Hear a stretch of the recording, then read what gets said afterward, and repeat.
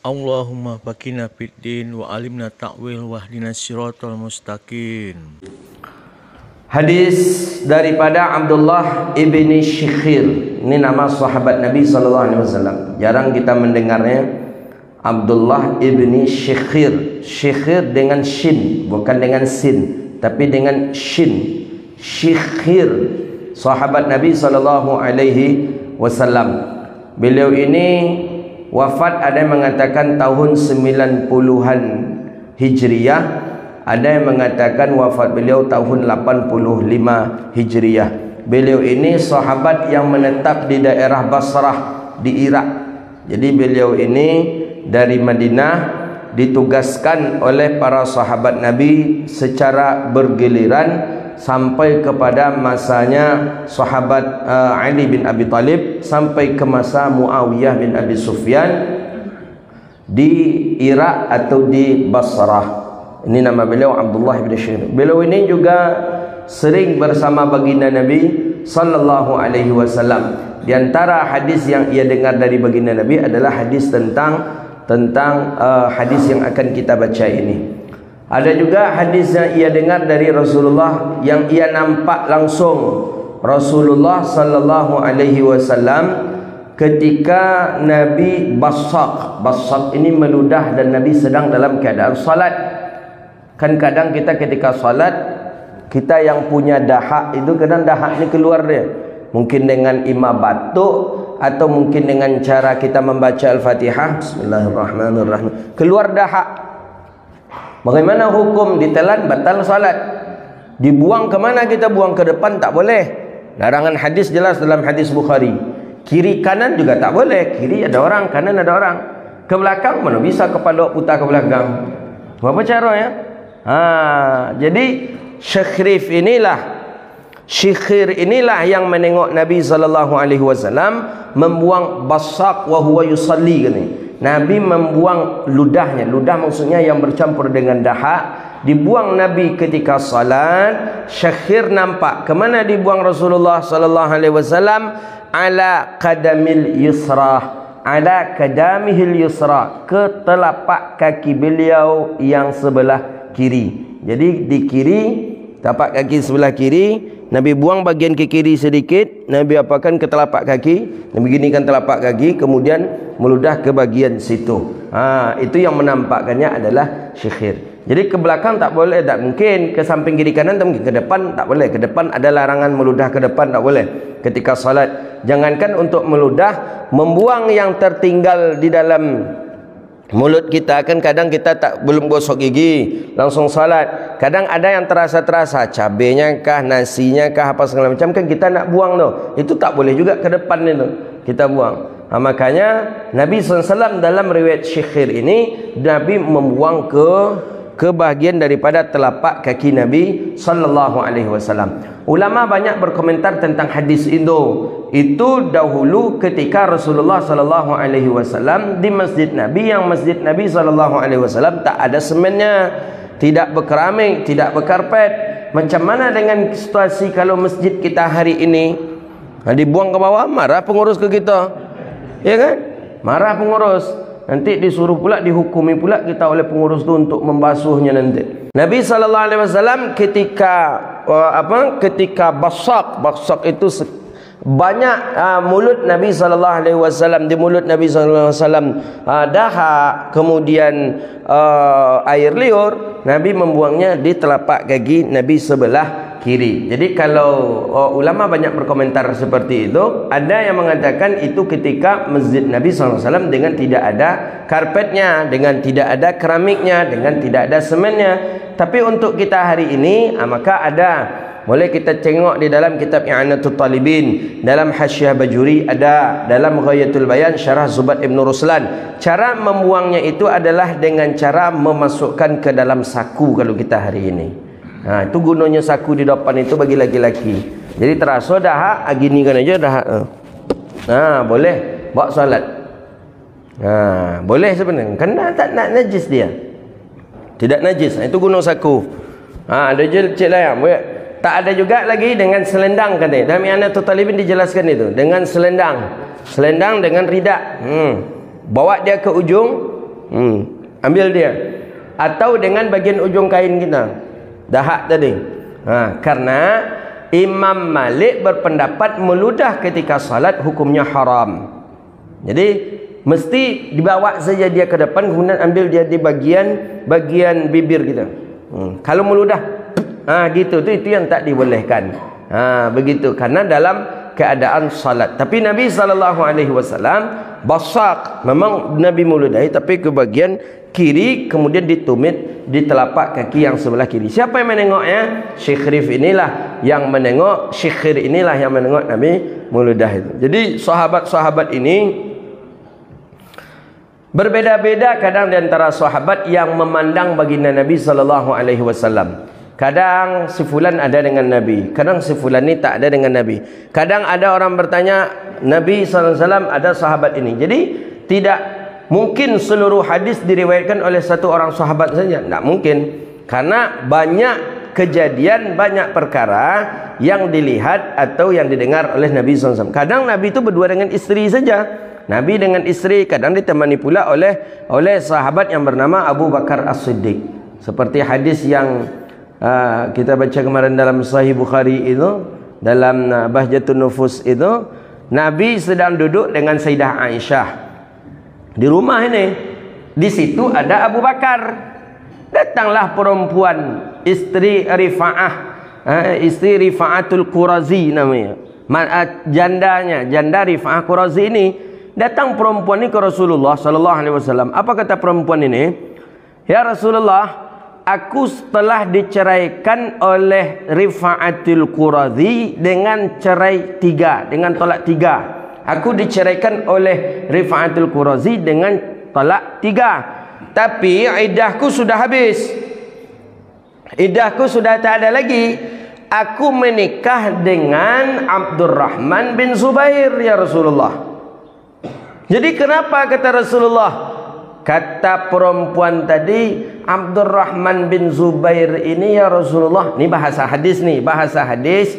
Punya dia itu diumpamakan seperti hadis itu katsaubin, seperti kain yang begitu kecil. Maksudnya punyanya Abdurrahman bin Zubair ini kecil, tidak kuat dan tidak besar. Maksudnya aku tak puas dengan punyanya Abdurrahman bin Zubair. Bayangkan, Abdurrahman bin Zubair ku cucu Abu Bakar. Cucu Abu Bakar, anak dari Sayyidatuna Asma. Jadi bagaimana? Dia menyenangkan dirinya saja ya Rasulullah. Maksudnya inyo aja yang dapat lemak lendak dah, kata perempuan ini. Nampak kali lemah akal perempuan itu. Ditanya ke Rasulullah dalam keadaan berani dia. Di situ ada Sayyidah Aisyah. Jadi kata Nabi, hadis ni Sayyidah Aisyah yang meriwayatkan. Jadi kata Nabi kepada perempuan ini, jadi maksud engkau bertanya ini kepada aku, antarji'i, supaya engkau balik kepada Rifa'atul Qurazi. Ya, kata baginda Nabi. Ya, kata Rasulullah, tak, belum boleh, kata Rasulullah. Belum boleh illa kecuali engkau mendapatkan kenikmatan daripadanya, dia pun mendapatkan kenikmatan daripada engkau. Ini tentang talak 3 ni. Maka talak 3 itu kan termasuk bain kubra. Ketika seseorang ingin balik lagi, ingin kembali lagi, maka mesti dia nikahun ghairuh, kata dalam Al-Quran. Mesti dia menikah dengan yang lain. Menikah dengan yang lain itu pun mesti dipastikan wajib harus jima' atau hubungan suami istri. Itu maksud hadis itu. Jadi yang muhalil tadi itu, kalau di kita apa nama muhalil itu? Cino buto, iya kan, itu cino buto itu kan. Muhalil. Jadi maksud amba mengkongsikan hadis itu yang tahu hadis itu cuma Abu Bakar dengan Aisyah, karena memang Nabi duduk dengan Abu Bakar dengan Aisyah. Samalah persis hadisnya dengan Syikhir menengok Nabi yang meludah Nabi sedang salat. Berarti imam ini di rumah Nabi, ada kala ini di masjid Nabi, tapi Nabi sedang melaksanakan salat sunnah. Jadi Syikhir yang meriwayatkan hadis. Nampak oleh beliau, Nabi ketika basak itu meludah, mengeluarkan dahak daripada mulutnya, dan Nabi sedang dalam keadaan salat ke telapak kaki sebelah kiri. Itu yang meriwayatkan hadisnya adalah Syikhir. radhiyallahu taala anhu. Jadi sahabat Nabi itu berbeza-beza nih. Aku tak tahu hadis itu, kata Sayyidina Muaz bin Jabal kepada Sayyidina Bilal. Dah diberikan hadis itu kepada Sayyidina Bilal. Bukan berarti dia tak pernah, Rasulullah tak tahu hadis Nabi, duduk taruh aja dan Nabi, tak bisa. Sahabat Nabi itu diakui, aku tak pernah mendengar hadis itu. Dan bahkan sahabat Nabi SAW setelah Nabi wafat, mereka duduk, mereka saling bertukar hadis Nabi SAW. Si fulan mendengarkan ini, si fulan diberikan pula ini, si fulan dengar ini diberikan pula. Itu yang terjadi di zaman sahabat Nabi SAW. Itu yang pencinta ilmu, sehingga ada di antara mereka khilaf, tapi khilaf itu tidak mereka besar-besarkan. Ada perbedaan di antara mereka, tapi mereka tidak membesar-besarkan. Apa kata Syekhir? Anau qala ataitun Nabi sallallahu alaihi wasallam. Aku datang kepada Nabi sallallahu alaihi wasallam. Nabi sedang membaca ayat Alhaakumut takatsur. Diulang Nabi, Alhaakumut takatsur hatta zurtumul maqabir. Kalla sawfa ta'lamun. Thumma kalla sawfa ta'lamun. كلا لو تعلمون علم اليقين لترون الجحيم ثم لترونها عين اليقين ثم لتسألن يومئذ عن النعيم. Nabi membaca itu, datang Abdullah ibni Syikhir. Qala yaqulu ibni Adam mali, kata Nabi. Jadi maksud alhaakumut takatsur itu kan kamu memperhatikan orang-orang mengumpul-ngumpulkan harta. Takatsur itu mengumpul-ngumpulkan harta. Bahasa Arab takatsur, mengumpul-ngumpulkan harta. Takatsur diambil dari asal kata katsir, takatsur mengumpul-ngumpulkan harta. Tengok nanti orang-orang pada mengumpul-ngumpulkan harta. Tak jelas nak disedekahkan tidak pula, nak diputar dengan bisnis tak pula. Pokoknya mengumpul-ngumpulkan harta. Itu syahwatnya harta itu. Syahwat harta seperti ini. Kumpul kurang lagi, dikumpul lagi, kurang lagi. Untuk di bisnis sudah ada bisnis. Disedekahkan sudah ada, sekedar nak dikumpul-kumpulkan saja. Dikumpulkan. Tak jelas. Kadang orang kita ini bercita-cita dia untuk sakit, Pak. Bercita-cita dia untuk sakit. Kenapa Bapak ngumpul-ngumpulkan uangnya? Kok sakit wah besok Ustaz ikut. Kalau awak jenham. Ini sendiri bercita-cita untuk sakit. Dia bercita-cita untuk sakit. Ini nanti uang ini untuk persiapan kita nanti ni. Kalau sakit kita enak kita ke Singapura berobat. Bapak tu minta doa sakit, maka bapak tu sakitnya. Itu ya. Dia minta. Nanti ini untuk persiapan berobat ke Malacca ni, kata dia. Cubalah harta kita tadi itu, yang bisnis kita pergi ke bisnis, yang sedekah kita sedekahkan. Nak begitu banyak kita punya angan-angan. Apalagi dengan usia kalau lah 60 tahun apa juga angan-angan ni, Pak. Ada angan-angan lagi. Angan-angan apa juga kita lagi. Sudah 60 tahun, sudah 70 tahun. Itu tidak angan-angan. Perbanyak ibadah aja lagi. Macam Sayyidina Abi Hurairah, Sayyidina Abu Bakar As-Siddiq. Berapa kekayaannya? Dia infakkan untuk anak ladikan anak, untuk sedekah seluruhnya lagi. Untuk dia diperkirakan saja untuk kehidupan dia lagi. Berapa? Untuk habis 10 juta dalam sebulan. Habis 20 juta dalam sebulan. Itu aja lah yang kita apalagi kalau kita sudah punya penghasilan tetap. Jadi untuk mengumpul-ngumpulkan harta itu syahwat ini. Syahwat. Karena untuk tunjangan kesehatan kita ada. Untuk gaji tetap kita ada. Mengapa kita nak harus mengumpul-ngumpulkan uang lagi? Mati kita pakai uang terkumpul kau diambil dari orang. Diambil dari orang. Kalau ini balakinya balik. Kalau lakinya bininya balik. Macam mana kira-kira ni? Udah sedekahkan, infakkan, sebarkannya. Tu penyakit itu, Pak. Mengumpul-ngumpul harta tu penyakit. Merasa kurang terus. Itu penyakit syaitan itu. Maka oleh karena itu takatsur, alhaakumut takatsur. Alhaakumut takatsur. Kamu melihat, kamu memperhatikan, adakah orang-orang nanti itu takatsur, mengumpul-ngumpulkan harta. Dan bahkan sempat nanti di hari sebelum di akhir zaman, sebelum hari kiamat itu, orang-orang di antara mereka saling menceritakan jumlah saldo jumlah tabungan mereka. Kini kau mungkin alun ada dengar, tapi ada je mungkin ya. Duduk mereka sambil bercerita. Ada piti dan lah sebanyak kau di rekening orang kecil nunggu dan lah sebanyak kau ada. Kini belum ada lagi kan yang seperti itulah belum ada. Tapi besok ada yang seperti itu. Di antara mereka saling dan alun yang besok dan usahawan lah bisa lo dan sebanyak ang tu piti dan kata dia. Tu tanda betul-betul kiamat tu sudah semakin dekat itu. Karena takasurul mal. Mereka tidak menginfakkan, tidak mensedekahkan, tapi sekadar nak mengumpul-ngumpulkan harta, syahwat untuk mengumpul-ngumpulkan. Summa yaqul qala yaqulu ibni Adam. Kata Nabi, kemudian anak Adam tadi setelah ia kumpul-kumpulkan hartanya, dia berkata, mali, hartaku banyak. Wahallaka ya ibni Adam min malika illa ma akalta afnaita. Ketahuilah, kata Rasulullah, hei anak Adam, ketahuilah bahwasanya sesungguhnya min malika daripada harta engkau, illa tidak ada daripada harta engkau tu illa kecuali ma akalta afnaita, yang sudah engkau makan habis. Yang engkau makan afnaita tu sudah hilang. Tu yang harta kita. Jadi yang lawak makan malam tadi itu yang harta kita. Yang akan wak malam makan beko belum tahu lagi. Belum tahu. Entah sempat kita makan, entah tidak. Tak didahulukan pula oleh kucing atau apa segala macam. Tak. Yang jelas harta kita yang sudah kita makan afnaita. Itu dia yang harta kita. Au labista fa ablaita, atau yang engkau pakai tapi ablaita. Ablaita ialah lusuh. Nah, inilah rezeki kita ini. Nah, inilah yang harta kita. Wak pakailah lusuhnya, tak baru je lah. Yang sobeknya, yang rusaknya, yang lusuhnya. Ini harta kita ini. Ini yang harta kita. Jadi kalau masih baru juga lagi, itu belum tentu harta kita. Atau yang akan kita pakai nanti belum tentu harta kita. Jadi yanglah engkau pakai, lusuh dia, itu harta engkau.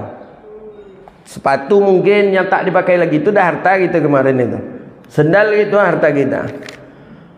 Au tasaddaqta fa amdaita, atau yang engkau sedekahkan ia, kemudian ia sudah mendahului engkau. Maksudnya harta yang sudah kita sedekahkan hari ini itu sudah menunggu kita nanti persaksian kepada Allah bahwa dia sudah kita sedekahkan kepada Allah. Itu maksud daripada au tasaddaqta fa amdaita. Harta kita yang kita sedekahkan itulah menunggu kita. Menunggu kita di yaumil qiyamah, menunggu kita di yaumil hisab. Maka semakin banyak yang kita sedekahkan, tentu semakin banyak nanti yang akan berjuang memperjuangkan kita di yaumil hisab. Ya, kata uang kita, si fulan pernah mewakafkan aku ke masjid. Ya betul, si fulan pernah mewakafkan aku ke pesantren. Ya betul, si fulan itu pernah memberikan aku ke anak-anak yatim. Betul, si fulan itu pernah membantu menggunakan aku untuk fakir miskin. Betul sebulan itu. Berapa banyaknya yang akan bersaksi nanti. Akhirnya kata para malaikat mengadu kepada Allah, hadzal abdun, ini hamba betul-betul hamba yang tajirun, hamba yang pemurah, hamba yang senang bersedekah. Maka dimasukkanlah dia ke dalam surga Allah Subhanahu wa taala. Itu maksud amdaita tadi. Jadi apa yang kita sedekahkan sekarang itu sudah menunggu kita. Adakah dia hilang? Dia takkan hilang, dia di sana juga dia. Cuma apakah bisa menggugurkan apakah bisa dia hilang nanti di yaumil qiyamah? Ya, kalau berdasarkan hadis dalam Sahih Bukhari bisa. Apa kata Imam di dalam Sahih Bukhari, ada hadis Nabi SAW, idza fastahallaltum, katanya apa di dalam itu, apabila kalian menzalimi saudara kalian, maka minta halalkanlah kepada mereka. Kalau jika tidak, maka nanti di yaumil qiyamah itulah yang akan diambillah amal kebaikan kita, diambil, tidak ada lagi. Terpaksalah sedekah kita ni diambilnya nanti. Jadi ada orang bertanya, itu tu mana pula ada tu katanya. Itu macam bermain-main kata orang liberal. Itu hadis tu perlu diteliti balik tu katanya. Seolah-olah bermain-main katanya. Masa amal wak pula diambil dari orang katanya. Sedekah kita memang macam tu bunyi di hadis Sahih Bukhari tu. Amal kebaikan kita diambil orang. Deklah banyak amal kebaikan. Bahkan dalam hadis Bukhari itu kan jelas, tidak ada kebaikan kita lagi karena sudah banyak menzalimi orang, kita berikan kepada orang tadi amal kebaikan. Tidak ada leh, dosa orang yang kita ambil. Memang itu teksnya di dalam Sahih Bukhari. Makanya hadis ayat itu butuh kepada al-imaniyah. Imaniyah itu kepada iman, bukan kepada akal. Kalau sesuatu kita bawa kepada akal, kadang banyak yang tak masuknya akal. Maka oleh karena itu bawa dia kepada al-imaniyah, iman yang perlu dimunculkan di dalam beragama. Jadi jangan akal. Kalau akal jadi liberal kita. Jadi liberal kita kalau akal yang kita mainkan, tapi mainkanlah dalam beragama al-imaniyah. Begitu dia. Jadi jangan akal. Kalau akal kita pakai, ya rusak kita. Azab kubur nak percaya gitu. Kenapa nak masuk akal lah? Bila orang diazab di kubur sesampik itu, macam mana pula cara malaikat togak, macam mana pula orang ni diazab, orang ni tidur. Itu kalau dikaji akal. Tapi kaji iman memang begitu dalam ayat Al-Quran. Memang orang-orang di dalam kubur diazab dia. Tak bisa tidak. Ditanya dia. Ditanya dengan 5 pertanyaan. Maka oleh karena itu beragama itu dengan iman, bukan dengan akal. Kalau dengan akal rusak nanti beragama. Makanya